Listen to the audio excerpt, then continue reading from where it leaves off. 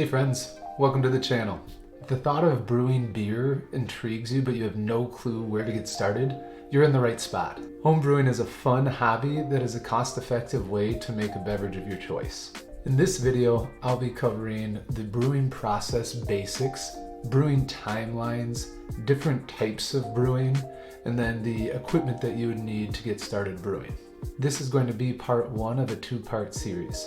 I'm also going to cover the different terms and vocab you will need for getting started in brewing. Let's get into it. Before we get started, I want to talk about what beer is. Beer is a simple equation of water, malt, hops, yeast, and then a little bit of time. Starting with the water, if your water tastes good, you can use it when you're brewing. Malts provide the sugar that is needed to help your beer ferment. Malts could include barley, wheat, or even rye. Hops add the bittering component of the beer. They help balance out the sweetness of the malt, and they also add aroma and flavor. Lastly is the yeast. Yeast are microorganisms that convert sugar into both CO2 and alcohol. Brewing is a multi-step process. That process includes mashing, boiling, chilling, racking, fermenting, kegging, and conditioning. Mashing is the process of making sugar water called wort. There are a couple different ways that you can do that. One way is to use malt extracts that either come in a dry powder form or in a liquid form. Another way is by using grains and steeping them in the water. What this entails is putting them in a mesh bag and letting them sit in the hot water for about 20 minutes, which helps them open up and release their sugars into the water. After mashing your beer, you bring it to a boil. The purpose of this is to kill off any bacteria or wild yeast that have entered in the process. Also, this is the step where you add hops at different points of the boil to add different profiles to your beer. The boils that I do usually last 1 hour. After boiling your beer, the next step is chilling it. In this process, you try to chill the beer as fast as possible because you're going to add the yeast in a little bit, and you don't want to kill that yeast by having its environment be too hot. There are a few different ways to chill your beer rapidly. One way is by taking your kettle and setting it in an ice bath. Another way is by using a wort chiller. After chilling your beer to the temperature that you need to, the next step is racking it. Racking just means transferring your beer from one vessel to another. When racking your beer, you try to not transfer the different solids that have accumulated in your brew kettle and just siphon off all of the liquids. At the end of this step, you add your yeast to your carboy. Now that your wort is in a vessel that is sealed with an airlock, you let it sit and ferment. Fermenting means that the yeast that is in the wort is slowly consuming the different sugars that are in it, and it is giving off a byproduct that is CO2 and then also alcohol. So at this point, your wort is turning into beer. Now that your wort has turned into beer, the next step is kegging or bottling it. This is the exciting point where the end is in sight. Now that your beer is either kegged or bottled, the last step is conditioning. What conditioning means is letting your beer sit in whatever vessel you put it in and allowing it to carbonate appropriately. After the conditioning period is done, it's time to enjoy a beer.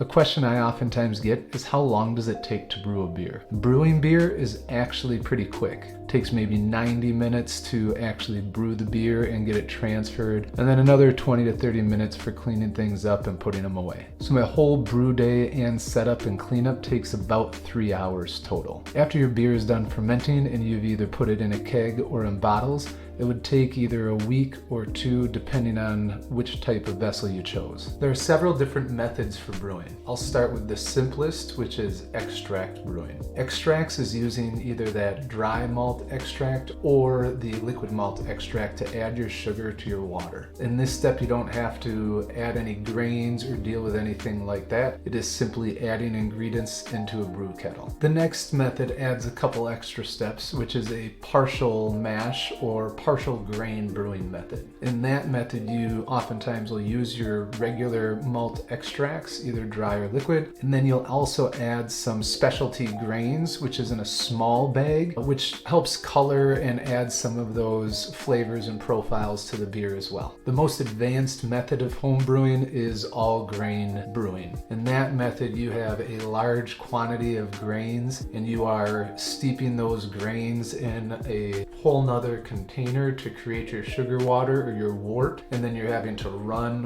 additional water through that called sparge water, and then you are left with a big bag of grains at the end of this process. You usually don't use any dried malt extract or liquid malt extract in the process because you are brewing in the method that a traditional large-scale brewery will do it, just on a much smaller scale. I find my preferred method of brewing when possible is a partial grain or partial mash method because I think you get the best of both worlds. It is simple, yet you get a little bit of the extra with having some of those grains in there. Next, when thinking about brewing methods, you'll need to think about if you want to do a brew kit, which can be found at a local brewery store, or if you want to find something online that is a more unique recipe. When going with a custom recipe from the internet, you can still get all of those ingredients at a local brewery store, but this allows you to customize them some and maybe swap out some of the grains or get a different type of hop or so on. My recommendation for a new brewer that is just getting started is to go with a partial mash or fully extract brew because of the simplicity, and then also getting that in a kit from your local brew store. I tend to go to Northern Brewery, which is in the Twin Cities here,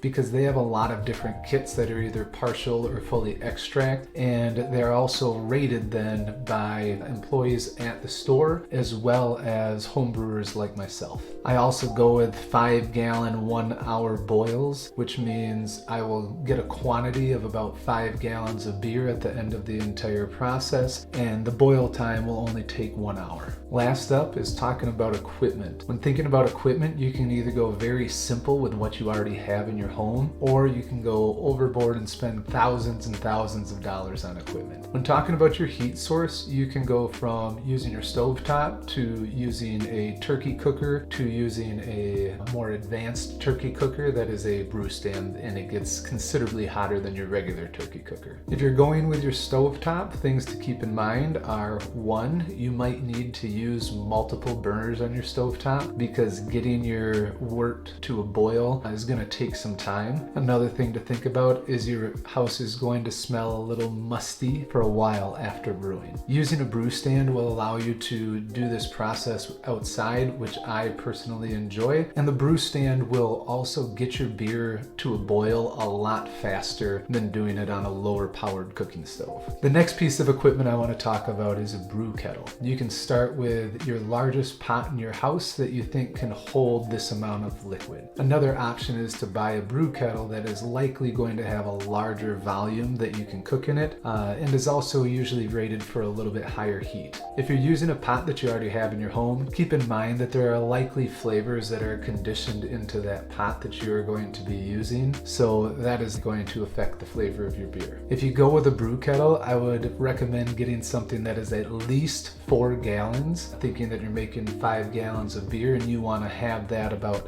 half full at the most. So you usually brew about 2 to 2.5 gallons at a time. I ended up getting a 8-gallon brew kettle, which allows me to brew a little bit larger quantity for some beers. The next piece of equipment is a sanitizing bucket. This is where you're going to dunk and rinse all of your different equipment later in the process to make sure that there isn't any bacteria or wild yeast on it. For a sanitizing bucket, you can use any 5-gallon pail that is clean. I bought one for a few bucks at the brew store that has lines marked out on it on the outside, so I can see where there's 1, 2, 3, 4, and 5 gallons. You can also make this on your own by just filling that bucket with a gallon of water, drawing a line, fill it with another gallon, draw another line, and labeling your bucket that way. The next piece of equipment is your fermenting carboy or bucket. You will find these made out of 2 materials. The first of those being plastic, the second being glass. If you go with a plastic fermenting carboy bucket, these are often cheaper than the glass, and one benefit is you can find them with a large opening at the top, which makes them a lot easier for cleaning. A downside for the plastic though is that when you're cleaning it, the plastic is more prone to getting abrasions, which then might harbor additional yeast or bacteria. Another thing with the larger opening is you might not get as tight of a seal on there, allowing some other oxygen to come into that carboy bucket. Another pro to a plastic carboy bucket is you can often find some that have a spigot at the bottom, which makes it a lot easier for filling individual bottles down the road. If you go with a glass carboy, you are likely going to spend a few more dollars just because the process it takes to make them. One of the biggest positives with the glass carboy is they don't degrade over time. They will last forever. I even got some from my parents that they had when they were my age, and they still work great.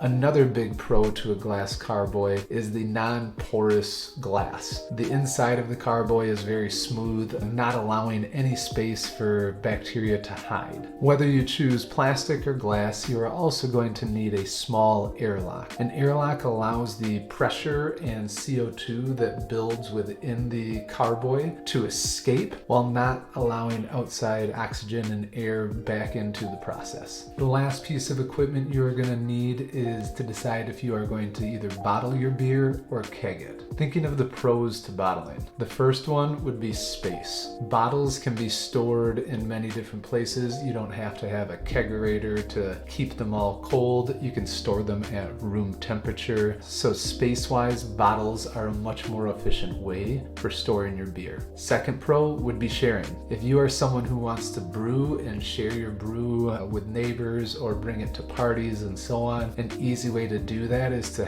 bring a handful of these bottles with you. A third pro for bottling would be the price. You can do this for very cheaply by reusing commercial bottles that you already have at your house. All you need to do is buy a small capping device to cap each bottle individually. Cons for bottling. 1, the time. After you've bottled your beer, you now have to wait 2 weeks for it to condition properly, which is the additional sugar that you're adding to each of those bottles getting eaten up by the yeast and pressurizing the bottles. Con number 2 for bottling is carbonation. Like I just said, each of those bottles is going to pressurize differently, so depending on how much sugar was actually in the beer that you've poured in there, you can get a lot of variability in how well your beer is carbonated in their bottles. Some beers might come out a little flat and others might be extra fizzy and even too pressurized so that they pop the cap off the bottle. Con number 3 is sediment. Like I just said, you have a little bit of added sugar in each of those bottles. What that is doing is it's reactivating the yeast and they are consuming that, and so every bottle will have a tiny little layer of sediment at the bottom of the bottle. Con number 4 is the headache. The bottling process is fairly time intensive and is the least favorite activity of most home brewers. Now thinking about the pros and cons to kegging. Pros. Number 1, if you are kegging a beer, you do not need to go through the tedious steps of sanitizing every bottle, filling them all individually, capping them, and then storing them. With a keg, it is one large bottle, you fill it up with your entire batch of beer, you put your lid on, and you're done. Pro number 2 would be carbonation. Once your beer is kegged and hooked up to your CO2 tank, carbonation can sometimes take as little as 2 days. Pro number 3 is environmental impact. When kegging beer, you don't have as many consumable parts that you are going through. You are reusing those kegs over and over again and not consuming additional caps, creating a bunch of sanitizer, and having to buy additional bottles. Pro number 4 is the fun factor. Who doesn't want to have a keg on tap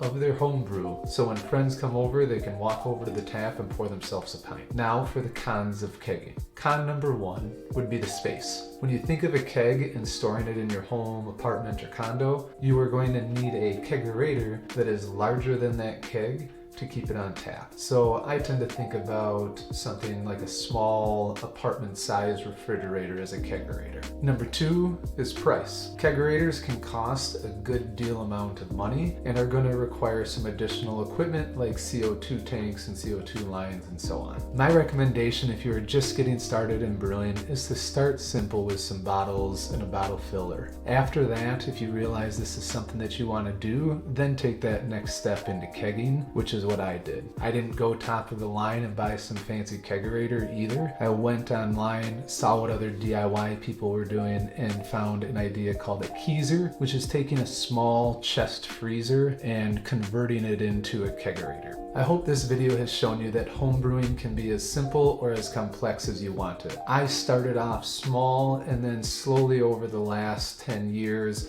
have added a little bit of equipment here and there to get where I am today. Please check out part 2 of my home brewing series to see me walk you through brewing a beer start to finish. Please leave comments and feedback below. As always, I'd appreciate a subscribe. Take care. I'll see you later.